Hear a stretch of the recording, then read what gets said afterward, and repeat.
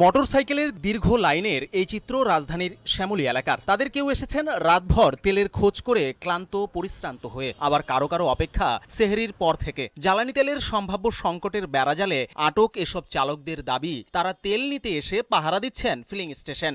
এখন আমার ভূমিকা হইলো যে আমি তেলের পাম্পটাকে পাহারা দিচ্ছি, কখন তেল আসবে কখন নিতে পারবো এটা আরো আমার সম্ভাবনা নাই। সকাল 6টা থেকে লাইনে সব জায়গায় পাম্প, যেখানে আমরা তেলের জন্য যাই সেখানে বলতেছে তেল নাই।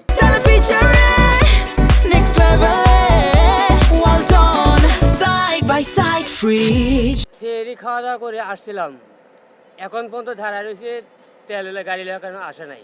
ঢাকার প্রায় প্রতিটি ফিলিং স্টেশনের সামনে দৃশ্য একই, আর এমন চিত্র শুধু আজকের নয়, বিরাজ করছে ইরান ইসরায়েল যুক্তরাষ্ট্রের যুদ্ধের দামামায় বিশ্ববাজারে জ্বালানি তেলের মূল্য বৃদ্ধির পর থেকেই। আমি ভাইয়া আসছি সেরির পর পরে আসছি, সেরি খাওয়া দাওয়া করে তারপর প্রথম গেলাম ইয়াতে খালে গিয়ে। গভর্নমেন্ট ঘোষণা দেয় যে 5 টাকা করে লিটারে বাড়ানো হয়েছে, দুপুরের মধ্যে বলবে ডাইকা ডাইকা তেল বিক্রি করবে। এদিকে শুধু নগরীতে নয়, ঢাকার একটু বাইরে আমিনবাজারের ফিলিং স্টেশনগুলোতেও দেখা গেছে ডিজেল চালিত ট্রাকের দীর্ঘ সারি। চালকদের দাবি, প্রয়োজনের তুলনায় মিলছে কম জ্বালানি। 500 টাকা দেয়, আজকে 1000 টাকা দিতেছে, আমাদের পিক আপ দিতেছে, আগে 500 টাকা করে দিত। এখন পরিস্থিতি এই যে জামে পড়ে রয়েছে।